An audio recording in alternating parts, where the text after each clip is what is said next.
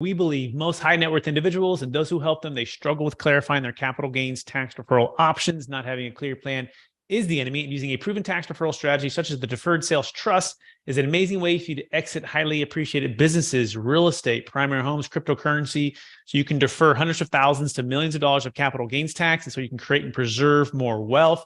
Hey, I'm your host, Brett Swarts. In each episode, I'm joined by some of the best real estate, financial, business, and leadership minds in the world, where they share their ideas, deal stories, and inspiration. So together we can make complex tax deferral strategies simple and passive income plans achievable. Hey, I'm excited about our next guest. He's out of the great state of Arkansas, and he had a dream to start a business to support his family, so his wife could stay home full time. And so he started a billboard company. And during this billboard company, it actually really grew a lot. And all of a sudden, he found himself at a huge capital gains tax challenge.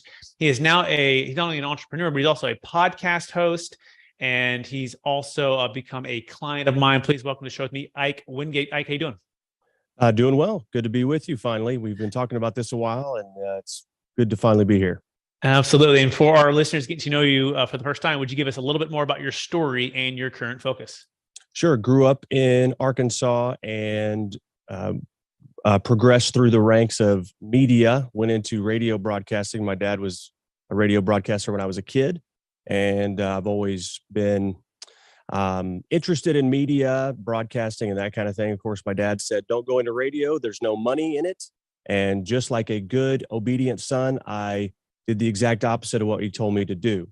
And so progressed up through media, had an afternoon show as well, and then moved to Nashville, Tennessee back in 2006 to work for a syndicated radio show called Dawson McAllister. And of course, got married shortly before that, and then started a billboard company on the side, as you mentioned, to allow my wife to stay home. She came home one day and said that she wanted to stay home and start a family. And I said, I can help you with that, but we do have to figure out how to replace your income. She was working in the optometric field. So we did that, started the billboard company on the side. And the reason why I did that is I grew up watching my dad start a billboard company as well in Arkansas, Northwest Arkansas. And so he had the broadcasting and media background and went into billboards as a more sustainable business for him. So I thought I could start a small company, replace income, did that, went to work. Then from there for Dave Ramsey and his radio broadcasting empire. Was a fantastic place to work. But on the side, this business kept growing and growing and growing. And I got to the point where I had to make a decision. Either we needed to sell the company or I needed to go full time. And it was a difficult decision to make, but I'd always wanted to run my own company. And so we made that leap in 2014 to go full time, and then ran that company and grew it through 2020. And then 2021, we sold it and then made our way back to Arkansas with our 3 kids. So that puts us where we are today. Amazing. Ike Wingate. And by the way, if you want to learn more about Ike, you can go to ikewingate.com. That's ikewingate.com, spelled WINGATE. Also, I don't know how many radio stations. We'll talk about that here in a little bit, but he's also, he can be heard on the Ike Wingate show on KTHS FM and KESA FM weekdays from 6 a.m. to 10 a.m. And before we get into the topic at hand, which is talking about building an exit plan for a billboard business, and it's not just about capital gains tax, although we'll talk about that and how Ike used the Deferred Sales Trust to exit and create some more, preserve some more wealth and be able to create some more wealth as well. But we want to talk about, in particular, what it means to be able to transition as an entrepreneur, right? Not only be able to build a company, right, that supports the freedoms you desire, but then able to exit and use a strategy to help you to achieve the freedoms you desire as well, which is, perhaps creating, preserving more wealth, having more cash flow. But before we go all there, Ike, I want to take one other step back. I believe we've all been given certain gifts in this life, and these gifts have been given to us to be a blessing and help to others. So I'm curious, maybe it was a young age when you're working with your dad, what is 1 or 2 gifts that you believe that you were given that help you to help and bless people today? Well, that is a good question. You didn't tell me that one was coming. Essentially, I think that one of my gifts, I've been told one of my gifts is wisdom. And that's not something that you necessarily are born with. Sometimes it has to come through knowledge applied over time, right? And so I believe I've been blessed to be around certain people that were teachers. And one of, I believe, the things that I started doing from a young age was asking people's advice, reading biographies and books about people who have done something already. And you could really say that it's selfish laziness on one hand, because I don't want to recreate their same mistakes. And so I have always been one to look for lessons in other people's lives and try to apply it to mine. And in the way that you can bless others is by helping them kind of avoid those mistakes as well. So I do get a good amount of people asking me for my opinion or advice because they believe that I'm pretty careful about my research and trying to understand certain things. And so that's a way that I've tried to bless others. And the other is just looking at the world through values instilled in me from a young age, from a faith perspective, and just realizing that, the world doesn't owe you anything, and that serving others in whatever way they need is really, the ultimate act of leadership and selflessness, which I believe, of course, is demonstrated uh, perfectly in the picture of Jesus Christ, a guy who had all the power in the world, yet condescended when he descended to earth, and basically is the example of power under control, which is humility. So I believe that is a very valuable leadership skill. Sometimes we overlook it because it is a lot more sexy to be super, decisive and hard charging and pushing. But sometimes our people just need us to serve them and show them what it is to be selfless. So I don't know if that answers your question, but I talked for a while and hopefully something good came out of my mouth. It absolutely did. I absolutely love that. Amen, brother, to that. And wisdom and loyalty, and looking at the world from a faith and value perspective. So let's keep this in mind as we dive right into, the number one secret to building a exit plan for a billboard business. So Ike, what would you say the number one secret was for you? And then we'll dive into the DST after this, but just kind of going into the overall exit for you, what that meant for the next chapter of your life, and then some of the challenges you started to uncover as you did the research. Well, I don't know if you're specifically talking about a business, lessons from an exit on the business specifically. If in that case, what I'm talking about, or what I learned, or what the secret was, is being patient, which is a very difficult thing for me personally. I've had personal struggles with patience for a long time. My mom actually, when she travels somewhere, she buys me a turtle figurine to remind me to slow down and to be patient. So it is just a lovely gift to receive a turtle over and over and over, but it is a good reminder. Mom knows best. And so that was something that I had to finally, and certainly times I did not deal with it as well as I should have, but just be patient, because there are so many things. If it can go wrong in the transaction of a sale of a business, it very well likely will happen. And, or if there's snag after snag after snag. And the one bit of advice that I tell people that are, building a company or thinking about starting a company is I highly recommend the book Built to Sell, because if you are building your company in mind to sell it one day, whether you're going to actually sell it or not, making sure that you have everything buttoned up is just a smart way to build and grow a business. But if you ever go to sell it, you will save yourself a lot of headaches in realizing that, what you have is buttoned up and what you have is scalable and can be repeated by somebody else. And you essentially don't know just yourself where all the bodies are buried, if you will.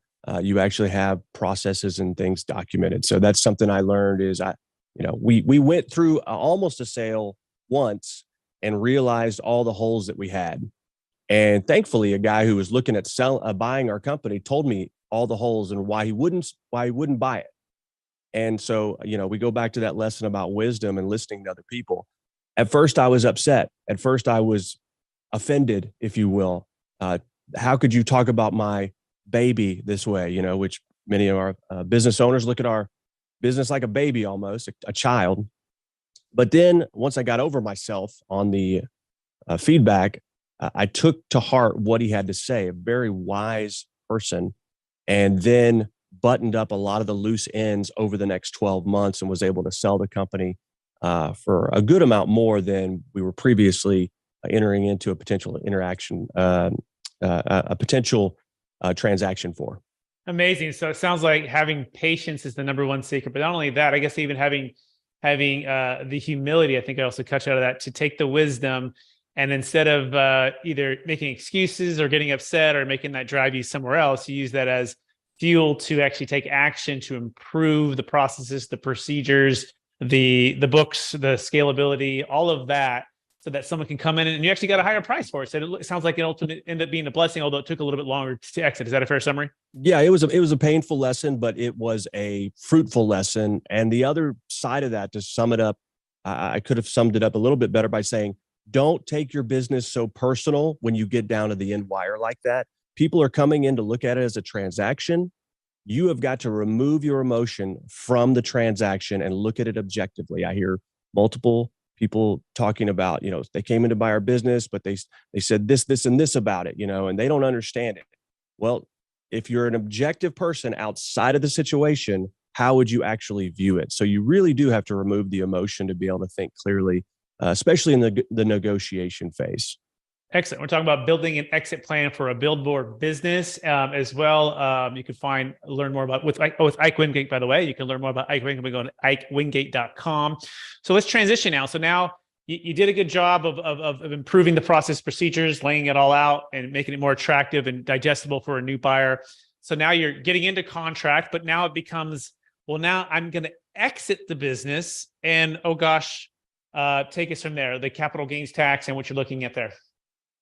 Well, what's interesting, I have to give a shout out to my good friend Shay Pope, who is also a client of yours and a fan of the DST, among many other things. But he and I had been talking. Of course, we both exited businesses pretty close in proximity, time wise, and we would strategize and say, "Here's what I'm looking at." And of course, that was a crucial factor in being able to digest and think clearly through the process, is having an outside friend, someone you trust, who will say, "Look, dude, you're being nuts right now. I think you're overthinking this, or I think this is a really great offer, or I think they're shortchanging you, or whatever."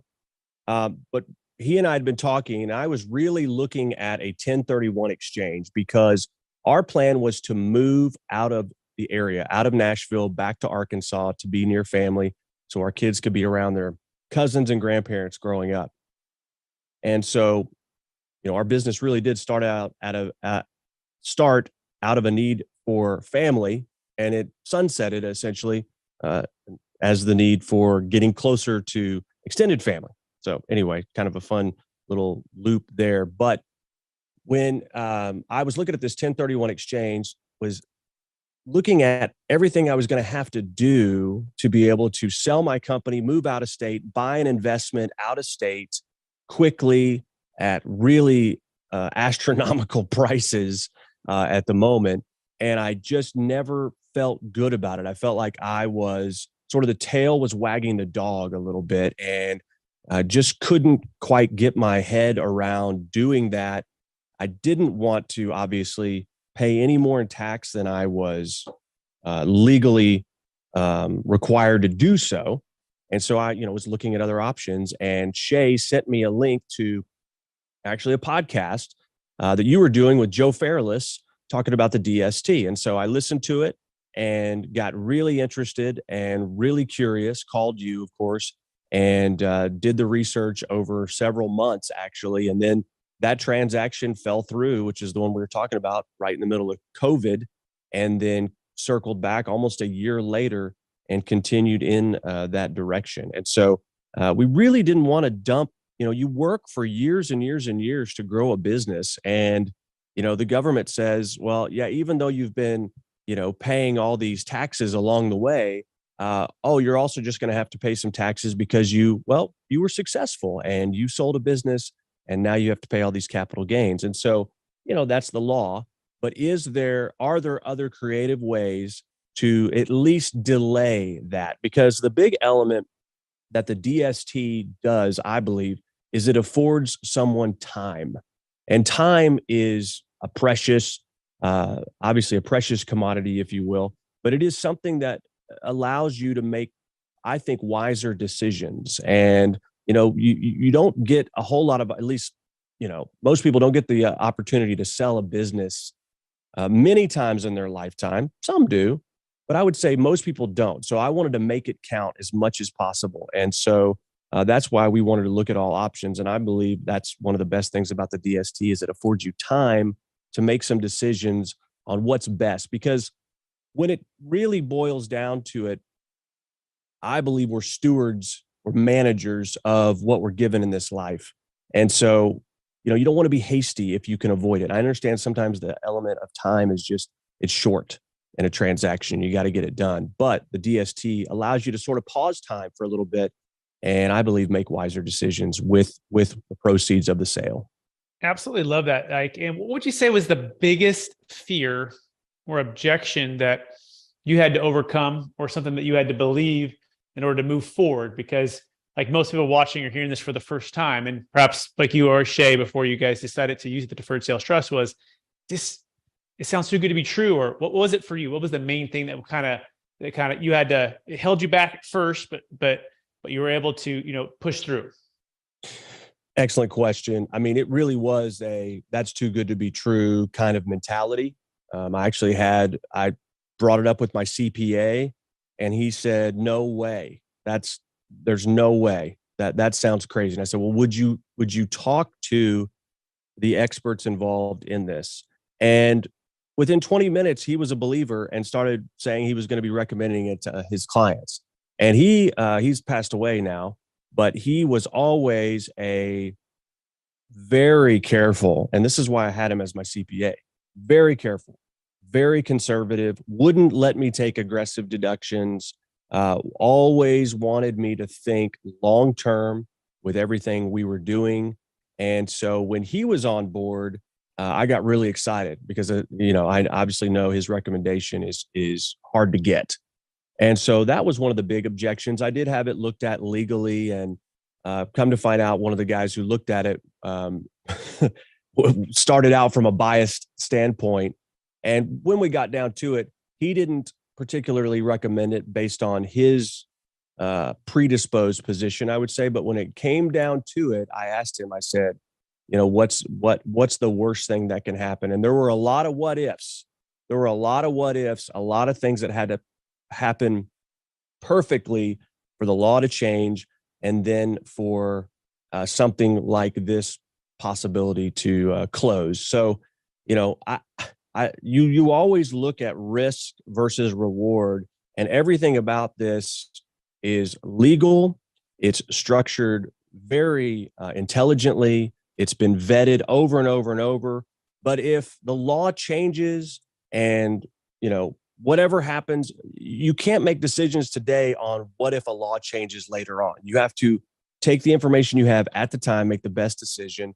And if the law changes or something happens, then you would assume legally there would be a way to make a transition. But after hearing his objections based on a very, very stark what if, I said, okay, I know I just paid you lots of money per hour to give me that answer. And that is understandable. You're very, very conservative and very, very, not willing to take a whole lot of risk, very risk averse. I understand that. So I had both sides, right? And I made a decision that this was the best way forward for us. Thank you, Ike. And by the way, if you want to start your deferred sales trust today, you can go to capitalgainstaxsolutions.com. It's capitalgainstaxsolutions.com. We do a one-on-one consultation. It doesn't need to be $1 million net proceeds, $1 million gain in the minimum, but it works for businesses, investment real estate, can save a failing 1031 exchange, primary homes, cryptocurrency, stock, really any asset of any kind, as long as it has $1 million net proceeds and $1 million gain. So Ike, take us to the moment. It sounds like your CPA, was cautious, and it sounds like the other attorney was even more cautious. The CPA got on for 20 minutes, right? And by the way, tax attorney CPA, a law firm that provides us and created it 27 years ago. And he got comfortable. Do you remember what it was about? I'm just kind of curious, like what helped him to get comfortable? Was there anything in particular that sticks out for that conversation?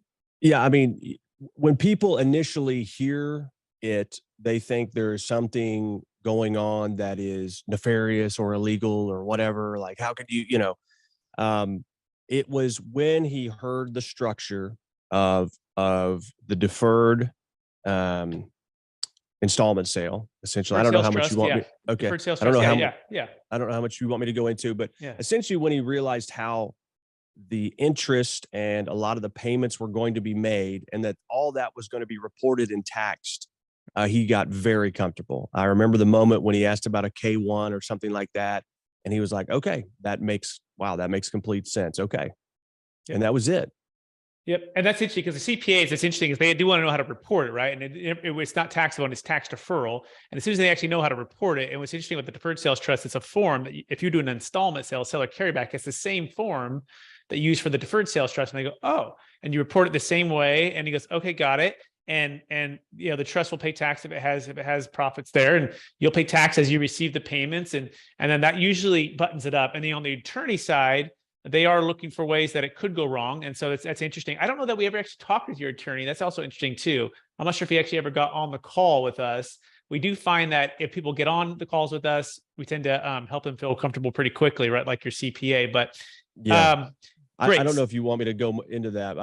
I mean, basically what I found out later on is that particular attorney, who was a real estate attorney and was not my main attorney. He was in the firm. I'd found out later on that he actually had pursued a case against a guy, and he had multiple things he was doing, multiple transactions, and he had used an installment sale as part of some things he was doing against one of his clients.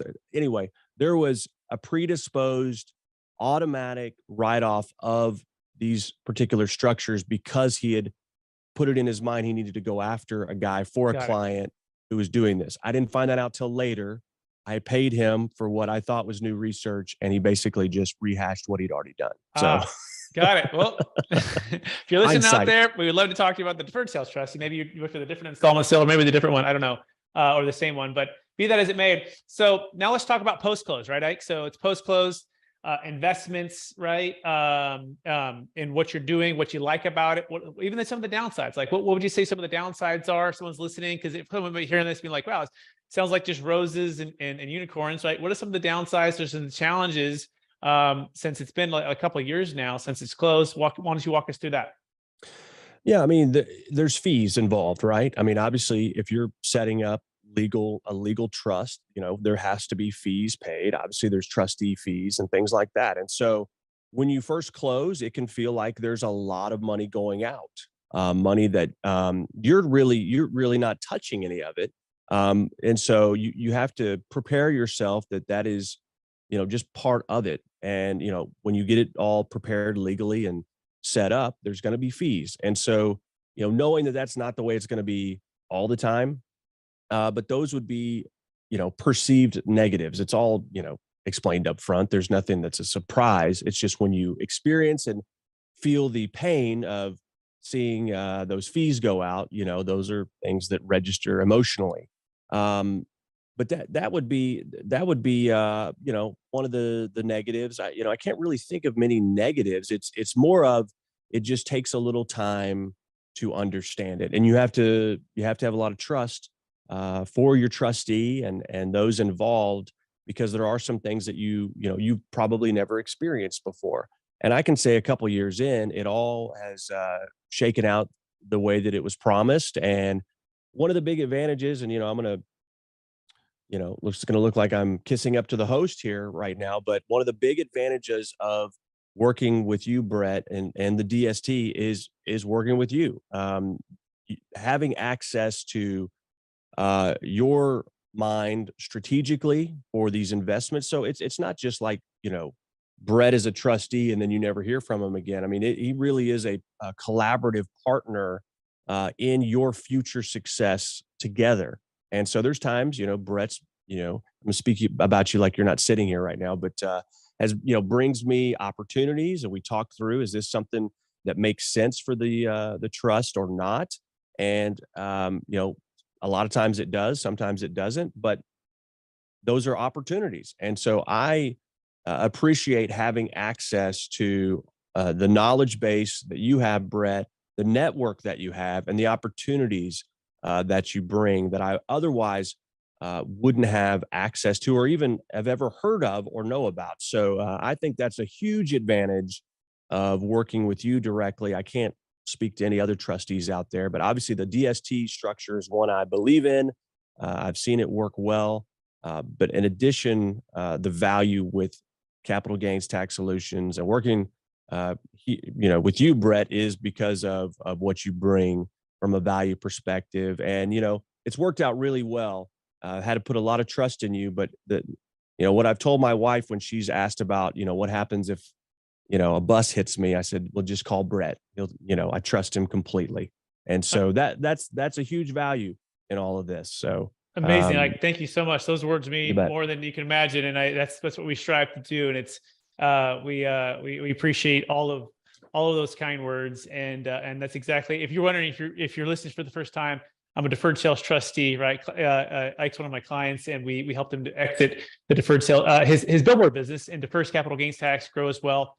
And so we're working constantly to try to help return the capital plus the return, and strategically help him achieve not only his tax deferral, we call it tax flow goals, but also cash flow and wealth building goals by aligning and building with partnerships and strategic alliances with financial advisors, CPAs, tax attorneys, a lot of commercial real estate syndicators as well. So if you're listening to this, you can go to capitalgainstaxsolutions.com if you want to learn more about that. That being said, Ike, are you ready for the lightning round? Sure, let's do it. All right. Knowing what you know now, if you could go back to your 25-year-old self, what's the one golden nugget you'd make sure to tell yourself to do? Oh, at 25 years old, I would just say, you need to create a budget. Before Dave Ramsey, right? Or was it? Yeah. Was that the time exactly. when you were Dave Ramsey, or what? No, I didn't get to Dave Ramsey till I was about 30, and I found him a few years before that. But certainly wasted a lot of money. Okay, got it. Very good. Question number 2. What's the number one book you've recommended or gifted the most in the past year? Wow. Profit First. I can't remember the guy's name, but Mike First. Michalowicz, right? Yes, that's right. Yeah. Love that book. And it was a game changer for my business. And I just talked to another business owner a couple months ago, a guy who's been in and around business for a long time, and said, you know what book I just read, and I'm just on fire about it. And I just knew he was going to say Profit First. And that's what it was. And so I've bought the book for many people, and definitely recommend it.